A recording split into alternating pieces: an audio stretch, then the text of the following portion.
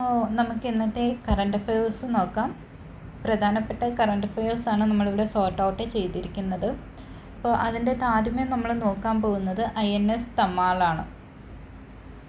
അപ്പോൾ INS തമാൽ എന്ന് പറഞ്ഞിട്ടുണ്ടെങ്കിൽ ഒരു സ്റ്റെൽത്ത് ഫ്രിഗേറ്റ് ആണ്. സ്റ്റെൽത്ത് ഫ്രിഗേറ്റ് എന്ന് പറഞ്ഞിട്ടുണ്ടെങ്കിൽ ഇപ്പോൾ ഫ്രിഗേറ്റ് എന്ന് പറഞ്ഞിട്ടുണ്ടെങ്കിൽ നമുക്ക് വാർഷിപ്പുകളെ തന്നെ പല രീതിക്ക് ക്ലാസിഫൈ ചെയ്യാം. കോവേറ്റ്, ഫ്രിഗേറ്റ്, ഡിസ്ട്രോയർ എന്ന് പറഞ്ഞിട്ട്. അതിൻ്റെ അകത്ത് കോവേറ്റ് എന്ന് പറയുന്നതാണ് ഏറ്റവും ചെറിയ വാർഷിപ്പ്. ഫ്രിഗേറ്റ് എന്ന് പറഞ്ഞിട്ടുണ്ടെങ്കിൽ കോർവേറ്റിനേക്കാൾ വലുതായിരിക്കും, പക്ഷേ ഡിസ്ട്രോയറിനേക്കാൾ ചെറുതായിരിക്കും. ഡിസ്ട്രോയർ എന്ന് പറഞ്ഞിട്ടുണ്ടെങ്കിൽ ഏറ്റവും വലിയ വാർഷിപ്പാണ് ഡിസ്ട്രോയർ എന്ന് പറയുന്നത്. ഇനി സ്റ്റെൽത്ത് ഫ്രിഗേറ്റ് എന്ന് പറഞ്ഞിട്ടുണ്ടെങ്കിൽ സ്റ്റെൽത്ത് ടെക്നോളജി യൂസ് ചെയ്തുകൊണ്ട് നിർമ്മിക്കുന്ന കപ്പലുകളെയാണ് നമ്മൾ സ്റ്റെൽത്ത് ഫ്രിഗേറ്റ് എന്ന് പറയുന്നത്. അപ്പോൾ ഇതിൻ്റെ സ്റ്റെൽത്ത് ടെക്നോളജി എന്ന് പറഞ്ഞിട്ടുണ്ടെങ്കിൽ നമുക്കറിയാം വാർഷിപ്പുകളാണിത്. അപ്പോൾ വാർഷിപ്പൊക്കെ ആകുമ്പോഴേക്കും എനിമി രാജ്യം അല്ലെങ്കിൽ ശത്രു രാജ്യം എന്ത് ചെയ്യാറുണ്ട്, പലപ്പോഴും റഡാർസും സോണാർസും ഇൻഫ്രാറെഡൊക്കെ യൂസ് ചെയ്തിട്ട് ഈ വാർഷിപ്പുകളെ ഡിറ്റക്റ്റ് ചെയ്യാൻ വേണ്ടിയിട്ട് ശ്രമിക്കാറുണ്ട്. അപ്പോൾ ഈ റഡാറിൻ്റെ ഇൻഫ്രാറെഡ് അതുപോലെയുള്ള ഇതിൻ്റെയൊക്കെ പരിധിയിൽ വരാതെ നോക്കുന്ന ഒരു ടെക്നോളജിയാണ് സ്റ്റെൽത്ത് ടെക്നോളജി എന്ന് പറയുന്നത്. അപ്പോൾ INS തമാൽ എന്ന് പറഞ്ഞിട്ടുണ്ട് ഇത്തരത്തിൽ സ്റ്റെൽത്ത് ടെക്നോളജി ഉപയോഗിച്ച് കൺസ്ട്രക്റ്റ് ചെയ്തിട്ടുള്ളൊരു വാർഷിപ്പാണ്. ഇത് നിർമ്മിക്കുന്നത് റഷ്യയിലാണ്. അതായത് 2016 ഒരു ഇൻ്റർ ഗവൺമെൻറ്റൽ എഗ്രിമെൻ്റ് ഉണ്ടായിരുന്നു റഷ്യയും ഇന്ത്യയും തമ്മിൽ. അതിൻ്റെ ഭാഗമായിട്ടാണ് നമ്മൾ ഈ INS തമാൽ നിർമ്മിച്ചിരിക്കുന്നത്. അപ്പോൾ ഇന്ത്യയിലേക്ക് ലാസ്റ്റായിട്ട് നമ്മൾ ഇമ്പോർട്ട് ചെയ്യുന്ന വാർഷിപ്പാണ് INS തമാൽ എന്ന് പറയുന്നത്. ഇത് കമ്മീഷൻ ചെയ്തിട്ടില്ല, ഇപ്പോൾ ട്രയൽസൊക്കെ നടക്കുന്നേ ഉള്ളൂ. 200-ലധികം പേഴ്സണൽസിനെ നമ്മൾ സെൻറ്റ് പീറ്റേഴ്സ്ബർഗിലേക്ക് അയച്ചിട്ടുണ്ട് ഇതിൻ്റെ ട്രെയിനിങ്ങിനൊക്കെ വേണ്ടിയിട്ട്. അപ്പോൾ ആ കാര്യങ്ങളൊക്കെ നടന്നുകൊണ്ടിരിക്കുകയാണ്.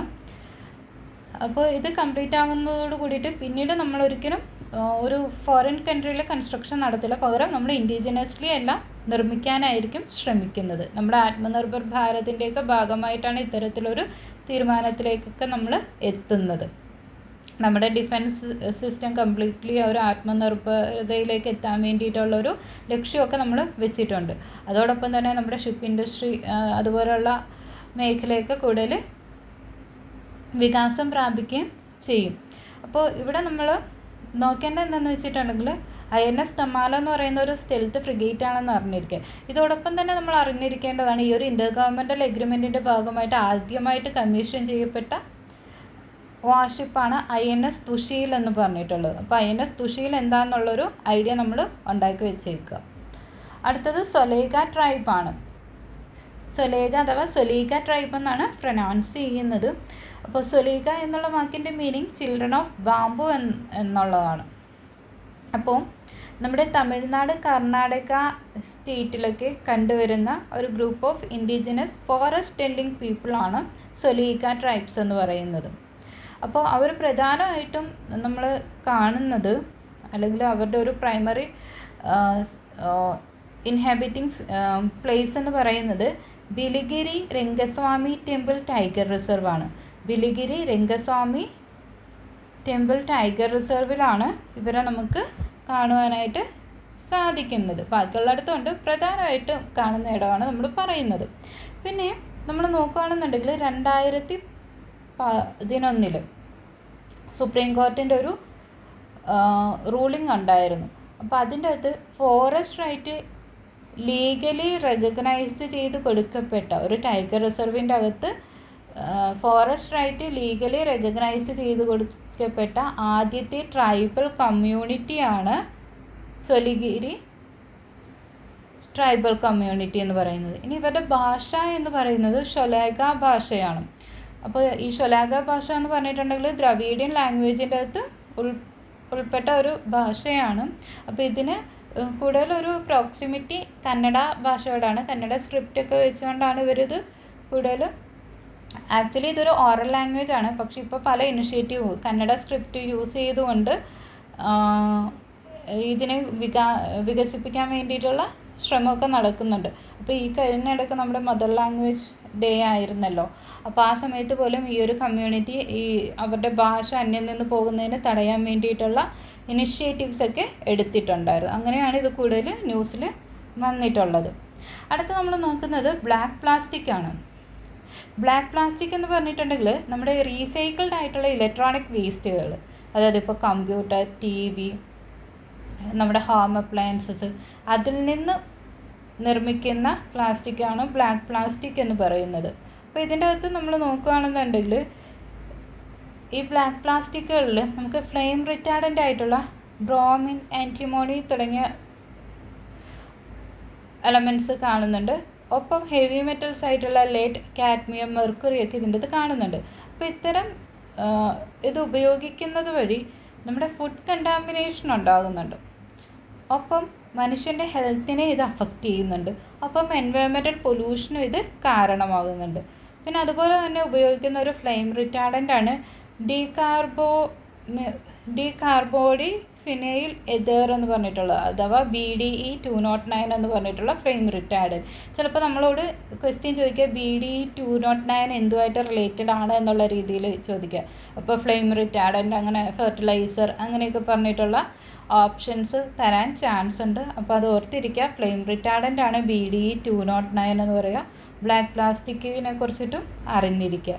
ബ്ലാക്ക് പ്ലാസ്റ്റിക്കിൻ്റെ അകത്ത് ഈ എന്തൊക്കെ കണ്ടെയ്ൻ ചെയ്യുന്നുണ്ട് എന്നുള്ളത് അറിഞ്ഞിരിക്കുക. പിന്നെ ഏതൊക്കെ അപ്ലയൻസസ് അതിൻ്റെ അകത്തൊക്കെയാണ് ഇത് യൂസ് ചെയ്തിരിക്കുന്നത് എന്നുള്ളതും അറിഞ്ഞിരിക്കുക. ചിലപ്പോൾ ഓപ്ഷൻസിൻ്റെ അകത്ത് അതും തരാം. അടുത്ത ഒരു ഏരിയ നമ്മൾ നോക്കാൻ പോകുന്നത് റെയറസ്റ്റ് ഓഫ് റെയർ ഡോക്ട്രിനാണ്. അപ്പോൾ നമ്മൾ ഏറ്റവും കൂടുതൽ കേട്ടിട്ടുള്ള ഒരു ഡോക്ട്രിനാണ് റെയറസ്റ്റ് ഓഫ് റെയർ ഡോക്ട്രിൻ.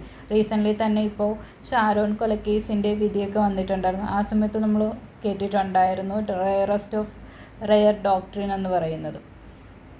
അപ്പോൾ റെയറസ്റ്റ് ഓഫ് റെയർ ഡോക്ട്രിൻ എന്ന് പറയുന്നത് ഒരു ലീഗൽ പ്രിൻസിപ്പിളാണ്. അതായത് ഒരു ഇന്ത്യയിൽ ഡെത്ത് പെനാൽറ്റി കൊടുക്കണോ വേണ്ടയോ എന്ന് തീരുമാനിക്കുന്നതിനുള്ളൊരു ലീഗൽ പ്രിൻസിപ്പിളാണ് റെയറസ്റ്റ് ഓഫ് റെയർ ഡോക്ട്രിൻ. ഇതിനൊരു സ്റ്റാറ്റ്യൂട്ടറി നിയമപരമായിട്ടുള്ളൊരു ഡെഫിനേഷനൊന്നും ഇല്ല. നമ്മുടെ IPCയിലൊന്നും അല്ലെങ്കിൽ ന്യായസംഹിതയിലൊന്നും ഇതിനെ നിർവചിച്ചിട്ടില്ല. ഇത് നമ്മുടെ ജുഡീഷ്യൽ ഇൻ്റർപ്രിറ്റേഷനാണ്, അല്ലെങ്കിൽ ജുഡീഷ്യൽ ക്രൈറ്റീരിയ വെച്ചിട്ടാണ് ഇത് നമ്മൾ പറയുന്നത്. അപ്പോൾ ഇതിൻ്റെ ഒറിജിൻ നമ്മൾ നോക്കുകയാണെന്നുണ്ടെങ്കിൽ 1972 Jagmohan Singh versus state of UP case നടക്കുന്നുണ്ടായിരുന്നു. അപ്പോൾ അതിൻ്റെ അകത്ത് ഡെത്ത് പെനാൽറ്റിയുടെ കോൺസ്റ്റിറ്റ്യൂഷണാലിറ്റി ആർട്ടിക്കിൾ 14, 19, 21 വെച്ചിട്ട് അതിൻ്റെ ഒരു കോൺസ്റ്റിറ്റ്യൂഷണാലിറ്റി ചെക്ക് ചെയ്യുന്നുണ്ട്. അപ്പോൾ അതിൻ്റെ അകത്ത് സുപ്രീം കോർട്ട് പറഞ്ഞ എന്താണെന്ന് വെച്ചിട്ടുണ്ടെങ്കിൽ ഡെത്ത് പെനാൽറ്റി എന്ന് പറഞ്ഞിട്ടുണ്ടെങ്കിൽ കോൺസ്റ്റിറ്റ്യൂഷണലാണ്. ആർട്ടിക്കിൾ 21 വയസ്സ് വെച്ച് നോക്കുമ്പോഴേക്കും ഡെത്ത് പെനാൽറ്റി എന്ന് പറയുന്നത് കോൺസ്റ്റിറ്റ്യൂഷണലാണ് എന്ന് പറയുന്നുണ്ട്. അത് കഴിഞ്ഞിട്ട് പിന്നീട് നമ്മൾ നോക്കുമ്പോഴേക്കും ഈ ഡെത്ത് പെനാൽറ്റി എങ്ങനെ കൊടുക്കണം, അല്ലെങ്കിൽ അതിൻ്റെ ക്രൈറ്റീരിയ എന്താണ്, പല ജഡ്ജസും സിമിലർ കേസസ് വരുമ്പോഴും അവരുടെ ഡിസ്ക്രിഷൻ വരുന്നുണ്ട്. അപ്പോൾ ഇതിനെ എങ്ങനെ അവോയ്ഡ് ചെയ്യാം എന്നുള്ളത് വന്നപ്പോഴേക്കും ഡെത്ത് പെനാൽറ്റി എപ്പോഴാണ് കൊടുക്കേണ്ടത് എന്നുള്ള ഒരു ചോദ്യം ഉയർന്നു. അങ്ങനെ Bachchan Singh versus state of Punjab case 1980 വരുവാണ്. അപ്പോൾ അതിൻ്റെ അകത്താണ് ആദ്യമായിട്ട് നമ്മുടെ ഡെത്ത് പെനാൽറ്റിയുടെ ആപ്ലിക്കേഷൻ ലിമിറ്റ് ചെയ്യാൻ വേണ്ടിയിട്ട് rarest of rare doctrine establish ചെയ്യുന്നത്. പിന്നീട് 1983 ആകുമ്പോഴേക്കും ഇങ്ങനെ 1980 ഈ ഒരു ഡോക്ട്രിൻ പറഞ്ഞു വെക്കുന്നു. പിന്നീട് ഇതിനൊരു ഫ്രെയിം വർക്ക് ക്രിയേറ്റ് ചെയ്യപ്പെടുന്നത് 1983 മച്ചേസിംഗ് വേഴ്സസ് സ്റ്റേറ്റ് ഓഫ് പഞ്ചാബ് കേസിലാണ്. അപ്പോൾ അതിൻ്റെ അകത്ത് സുപ്രീം കോർട്ട് എന്ത് ചെയ്യുന്നു, ഒരു 5 ക്രൈറ്റീരിയ പറയുന്നുണ്ട്. Death penalty rarest of rare criteria, rarest of rare case എന്ന് പറയാൻ പറ്റുന്ന ഒരു 5 ക്രൈറ്റീരിയ പറയുന്നുണ്ട്. അപ്പോൾ ആ 5 ക്രൈറ്റീരിയ എന്ന് പറയുന്നത് ഒന്നാമത്തേത് മാനർ ഓഫ് കമ്മിറ്റിംഗ് ക്രൈം, അതായത് ഒരു ക്രൈം എങ്ങനെയാണ് കമ്മിറ്റ് ചെയ്തിരിക്കുന്നത് എന്നുള്ളത്. അതായത് എക്സ്ട്രീംലി ബ്രൂട്ടലായിട്ടുള്ള കേസസ് ആണെന്നുണ്ടെങ്കിൽ അത്തരം കേസസിൽ എന്ത് കൊടുക്കാം, അത് റെയറസ്റ്റ് ഓഫ് റെയർ കേസായിട്ട് നമുക്ക് പരിഗണിക്കാവുന്നതാണ്. പിന്നെ അടുത്തത് നമ്മൾ നോക്കുന്നത് മോട്ടീവ് ഓഫ് മർഡർ ആണ്. കൊല ചെയ്യാനുള്ള മോട്ടീവ്, അതായത് ഒരാളെ കംപ്ലീറ്റ്ലി ടോട്ടലി ഇല്ലാതാക്കണം എന്നുള്ളൊരു ലക്ഷ്യത്തോടു കൂടിയിട്ടാണോ കൊല നടത്തിയിരിക്കുന്നത് എങ്കിൽ അത് റെയറസ്റ്റ് ഓഫ് റെയർ ഇതിൽ വരും. പിന്നെ നമ്മൾ നോക്കുമ്പോഴേക്കും സോഷ്യലി അബ്ഹറൻറ്റ് നേച്ചർ ഓഫ് ക്രൈം, അതായത് സോഷ്യൽ അൺറസ്റ്റ് ക്രിയേറ്റ് ചെയ്യുക എന്ന ലക്ഷ്യത്തോടെ ഒരു മർഡർ നടത്തുകയാണെന്നുണ്ടെങ്കിൽ അത് റെയറസ്റ്റ് ഓഫ് റെയർ ക്രൈറ്റീരിയയിൽ വരും. ഇപ്പോൾ എക്സാമ്പിൾ പറയുകയാണെന്നുണ്ടെങ്കിൽ ഇപ്പോൾ ഒരു മൈനോറിറ്റി കമ്മ്യൂണിറ്റിയിലുള്ള ഒരാൾ, അപ്പോൾ അയാളെ നമ്മൾ എന്ത് ചെയ്യുകയാണ്, അയാളോടൊരു പേഴ്സണൽ വൈരാഗ്യമില്ല, ഒരു വ്യക്തിഗതമായിട്ടുള്ള ഒരു കാരണവും കൂടാണ്ട് നമ്മുടെ ലക്ഷ്യം എന്ന് പറയുന്നത് സോഷ്യൽ അൺറസ്റ്റ് ക്രിയേറ്റ് ചെയ്യുക എന്നുള്ള ആ ഒരു ലക്ഷ്യത്തോട് കൂടിയിട്ട് മാത്രം ഒരാളെ കൊല്ലുകയാണെന്നുണ്ടെങ്കിൽ അത് ഈ റെയറസ്റ്റ് ഓഫ് റെയർ കേസിൻ്റെ അടുത്ത് വരുന്നതാണ്. അടുത്തത് പറയുന്നതാണ് മാഗ്നിറ്റ്യൂഡ് ഓഫ് ക്രൈം എന്ന് പറയുന്നത്. അതായത് എത്ര ആൾക്കാരെ കൊന്നു എന്നുള്ളത്. ഇപ്പോൾ ഒന്നിൽ കൂടുതലൊക്കെ ആൾക്കാരെ കൊന്നിട്ടുണ്ടെന്നുണ്ടെങ്കിൽ റെയറസ്റ്റ് ഓഫ് റെയർ കേസിൻ്റെ അടുത്ത് വരാവുന്നതാണ്. പിന്നെ നമ്മൾ നോക്കുന്നത് പേഴ്സണാലിറ്റി ഓഫ് ഒഫൻഡറാണ്. അതായത് കുട്ടികൾ, നിസ്സഹായരായ സ്ത്രീകൾ, നിസ്സഹായരായ വാർദ്ധക്യത്തിലുള്ളവർ, പിന്നെ നിസ്സഹായരായ മറ്റുള്ളവർ. അപ്പോൾ അവരെയൊക്കെ കൊല്ലുകയാണെന്നുണ്ടെങ്കിൽ അത് ഈ റെയറസ്റ്റ് ഓഫ് റെയർ ക്രൈറ്റീരിയയിൽ വരുന്നതായിരിക്കും. അപ്പോൾ ഇതിന് മറ്റൊരു എക്സാമ്പിൾ പറയുകയാണെന്നുണ്ടെങ്കിൽ നമ്മുടെ ഉത്തരാക്കൊല കേസ്, അത് റെയറസ്റ്റ് ഓഫ് റെയർ കേസിൻ്റെ അകത്ത് വന്നിട്ടുള്ളതാണ്. പിന്നെ നമ്മൾ ഇതിപ്പോൾ ന്യൂസിൽ വരാൻ കാരണം എന്താണെന്ന് വെച്ചിട്ടുണ്ടെങ്കിൽ ഇങ്ങനെ ഒരു റെയറസ്റ്റ് ഓഫ് റെയർ ക്രൈറ്റീരിയ പറയുന്നുണ്ടെങ്കിൽ പോലും സുപ്രീം കോർട്ട് ആയാലും ഇങ്ങനെ പറഞ്ഞിട്ടുണ്ടെങ്കിൽ പോലും പലപ്പോഴും ഇതൊരു കോൺട്രവേഴ്ഷ്യൽ ആയിട്ടുള്ളൊരു ആസ്പെക്റ്റ് ആയിട്ട് നിൽക്കുകയാണ്. ഇതിപ്പോൾ വളരെ ഒരു കോംപ്ലക്സ് ആയിട്ടുള്ളൊരു കാര്യമായിട്ട് നിൽക്കുകയാണ്. അപ്പോൾ അതിനെ ഒന്നുകൂടി പലപ്പോഴും ഈ ഒരു ക്രൈറ്റീരിയ വെച്ചിട്ടുണ്ടെങ്കിൽ പോലും പലപ്പോഴും എന്താണ് ജഡ്ജസിൻ്റെ ഡിസ്ക്രിപ്ഷൻ വരുന്നുണ്ട്. അതിന് ബെസ്റ്റ് എക്സാമ്പിളാണ് ഈ അടുത്ത് നടന്ന 2 കേസുകൾ. ഒന്ന് കൊൽക്കത്തയിലെ മർഡർ കേസും പിന്നെ നമ്മുടെ ഷാരോൺ കൊല കേസും. കൊൽക്കത്തയിലെ മർഡർ കേസിൻ്റെ അകത്ത് ലൈഫ് ഇംപ്രിസൺമെൻ്റ് ആണ് ആ ജഡ്ജ് വിധിച്ചത്. ഷാരോൺ കൊല കേസിൽ ഡെത്ത് പെനാൽറ്റിയും കൊടുത്തിട്ടുണ്ട്. അപ്പോൾ ജഡ്ജസിൻ്റെ ഡിസ്ക്രിപ്ഷൻ പലപ്പോഴും ഈ ഡെത്ത് പെനാൽറ്റി കൊടുക്കുന്നതിൻ്റെ അകത്ത് വരുന്നുണ്ട്. അപ്പോൾ ഈ ഒരു കോംപ്ലക്സ് ആയിട്ടുള്ള ഈ ഒരു കാര്യത്തെ ഒന്നുകൂടി ഈസിനെസ് ആക്കാൻ വേണ്ടിയിട്ട്, ഒന്നുകൂടി ഡിഫൈൻ ചെയ്യാൻ വേണ്ടിയിട്ട് ശ്രമിക്കണം എന്നുള്ള രീതിയിലാണ് ആർട്ടിക്കിളും വന്നിട്ടുള്ളത്. അപ്പോൾ അതിൻ്റെ അകത്തൊരു ട്രാൻസ്പെറൻസി ഇച്ചിരി കൂടി കൊണ്ടുവന്നിട്ടുണ്ടെങ്കിൽ നമ്മുടെ ഡെത്ത് പെനാൽറ്റി കൊടുക്കുന്നതിൻ്റെ അകത്ത്